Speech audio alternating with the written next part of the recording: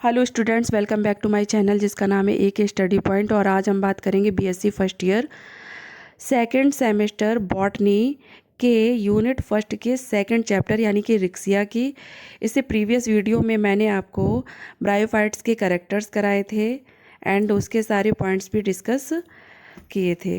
ये जो टॉपिक है यानी कि रिक्सिया, ये मोस्ट इम्पॉर्टेंट है एंड इसमें से आपके आने वाले जो एग्ज़ाम होंगे इससे आपको क्वेश्चंस देखने को मिलेंगे। चलिए देर नहीं करते हैं एंड स्टार्ट करते हैं। चैप्टर का नेम है रिक्सिया। सिस्टमैटिक पोजीशन डिवीज़न है Bryophyta. Class Hepaticopsida. Order Marchantiales. Family Ricciaceae and genus Riccia. प्राप्ति स्थान यानी कि अक्रेंस, ये कहाँ कहाँ पाया जाता है, चलिए देखते हैं। इस जीनस की लगभग 130 स्पीसीज हैं जो विश्व के उष्णकटिबंधीय व शीतोष्ण क्षेत्रों में व्यापक रूप से फैली हैं। इसकी जातियाँ यानी कि इसकी स्पीसीज प्रायः नम मिट्टी, आर्द्र व छायादार चट्टानों आदि स्थलीय आवासों में पाई जाती है। यानी कि मॉइस्ट, जहाँ पर भी एरिया मॉइस्ट होता है, जहाँ नमी पाई जाती है, वहाँ पर इस प्लांट्स को देखा जा सकता है। रिक्सिया फ्लूटेंस, ये एक एक्वेटिक यानी कि जलीय जाति है, यानी कि जल में पाई जाने वाली जाति है। चलिए नेक्स्ट देखते हैं। नेक्स्ट है गैमेटोफाइटिक फेज यानी कि एक्सटर्नल स्ट्रक्चर। एक्सटर्नल स्ट्रक्चर में इसकी बात करते हैं। एक्सटर्नल स्ट्रक्चर में देखते हैं रिक्सिया का गैमेटोफाइटिक प्रोस्टेट, यानी कि गैमेटोफाइटिक कैसा होता है, प्रोस्टेट यानी कि चपटा होता है, डाइकॉट मोजली ब्रांच्ड एंड डॉर्सीवेंट्रल एवं गहरे हरे रंग का होता है, यानी कि डार्क ग्रीन कलर का होता है। थैलस प्रायः रोसेट रूप में पाया जाता है या व्यवस्थित होता है। थैलस की वेंट्रल सरफेस या अभ्यक्ष सतह पर राइजोइड्स व स्केल्स पाए जाते हैं। राइजोइड्स यूनिसेलुलर अनब्रांच्ड एवं नलिकाकार या ट्यूबलर व सॉफ्ट स्ट्रक्चर के होते हैं। इसमें राइजोइड्स जो होते हैं वो दो प्रकार के पाए जाते हैं। एक होते हैं smooth walled rhizoids and second होते हैं ट्यूबरकुलेट राइजोइड्स। चलिए देखते हैं इसका डायग्राम। सबसे पहले हम लोग देखते हैं इसका जो रिक्सिया का थैलस होता है वो इस तरीके का होता है, यानी कि प्रोस्टेट होता है। ये जो स्ट्रक्चर आपको दिख रही है यही कहलाती है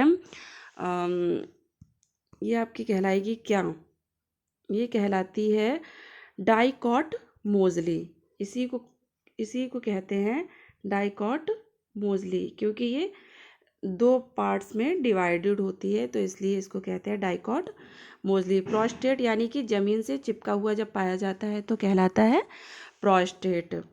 ये इसकी डॉर्सल ग्रूव है एंड ये इसकी वेंट्रल है, इसी में ये राइजोइड्स पाए जाते हैं एंड ये साइड से जो स्ट्रक्चर्स दिख रही हैं ये स्केल्स पाई जाती हैं।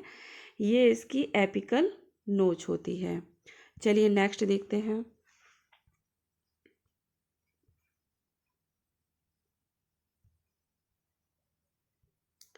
नेक्स्ट है इंटरनल स्ट्रक्चर। रिक्सिया के मैच्योर थैलस की वर्टिकल सेक्शन में दो स्पष्ट क्षेत्र दिखाई देते हैं। जब हम रिक्सिया का कोई थैलस लेते हैं और उसका वर्टिकल सेक्शन करते हैं तो हमें क्या दिखता है, हाँ, एक अपर फोटोसिंथेटिक रीजन दिखता है and lower lower storage region दिखता है। कैसे दिखता है चलिए देखते हैं।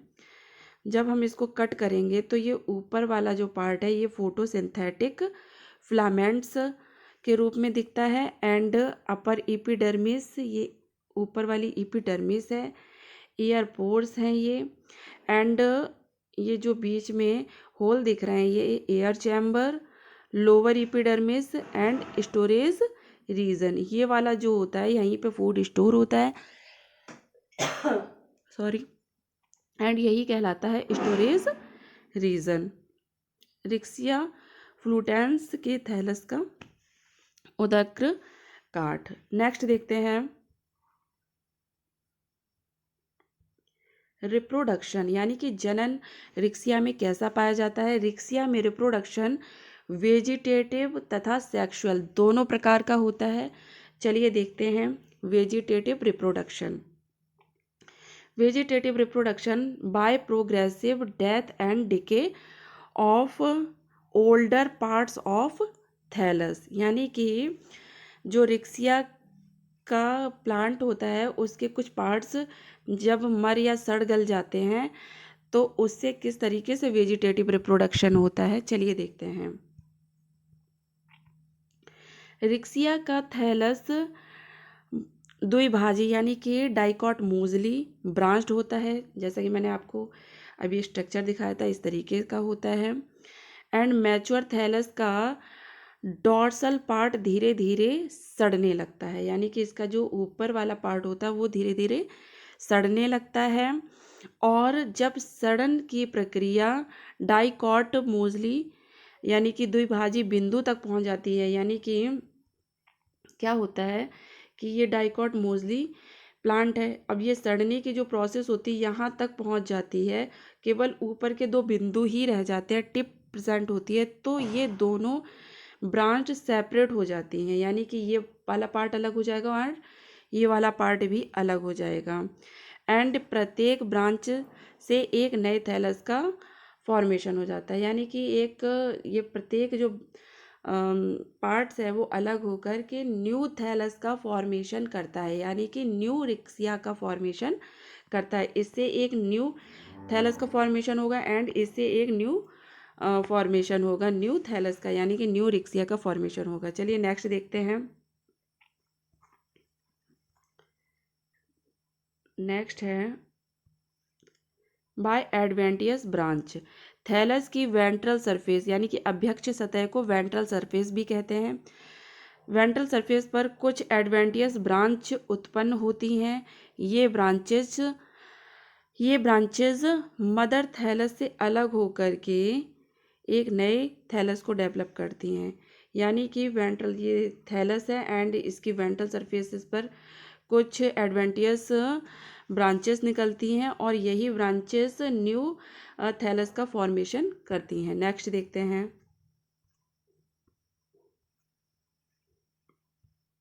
नेक्स्ट है by death of thallus in drought condition.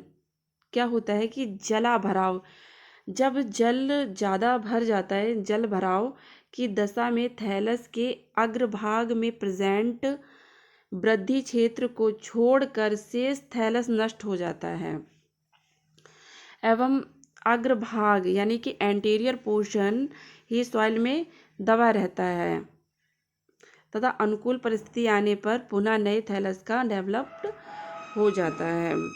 यानी कि क्या होता है कि जब थैलस जलाभराव की वजह से पूरा कैसा हो जाता है, नष्ट हो जाता है, जलाभराव जैसे यहाँ तक है तो ये पूरा नष्ट हो जाएगा, ये केवल टिप ही बचेंगे, तो ये टिप ही नए थैलस का फॉर्मेशन करेंगे। नेक्स्ट देखते हैं बायोट्यूबर्स। इनका फॉर्मेशन थैलस की शाखाओं के शीर्ष पर होता है। प्रतिकूल यानी कि अनफेवरेबल कंडीशन में थैलस डॉर्मेंट कंडीशन में रहते हैं तथा अनुकूल परिस्थिति आने पर इनकी ग्रोथ से नए थैलस का फॉर्मेशन होता है। क्या होता है कि जैसे ये थैलस है यानी कि रिक्सिया का थैलस देखते हैं। थैलस ये थैलस है एंड इसी के ऊपर गोल गोल ट्यूबर्स का फॉर्मेशन होता है। अब प्रतिकूल परिस्थितियों में ये डोरमेंट यानी कि सुप्ता अवस्था में यानी कि सोने वाली अवस्था में चले जाते हैं एंड ऊपर के ये जो ट्यूबर्स होते हैं, जब अनुकूल परिस्थितियां आती हैं यानी कि फेवरेबल कंडीशन आती हैं, तो यही ट्यूबर्स नए थैलस यानी कि नई रिक्सिया का फॉर्मेशन करते हैं। चलिए नेक्स्ट देखते हैं।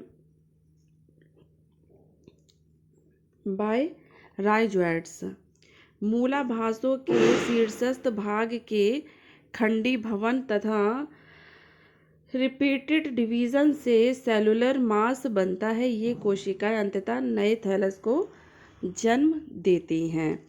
यानी कि जो भी थैलस था, थैलस की वेंट्रल सरफेसेस पर राइजॉइड्स प्रेजेंट थे। राइजॉइड्स में डिवीज़न होता है एंड सेगमेंटेशन होता है, यानी कि टूट टूट कर अलग गिर जाते हैं। यही जो टूटे हुए पार्ट्स होते हैं, इन्हीं से नए थैलस का फॉर्मेशन हो जाता है। चलिए नेक्स्ट देखते हैं।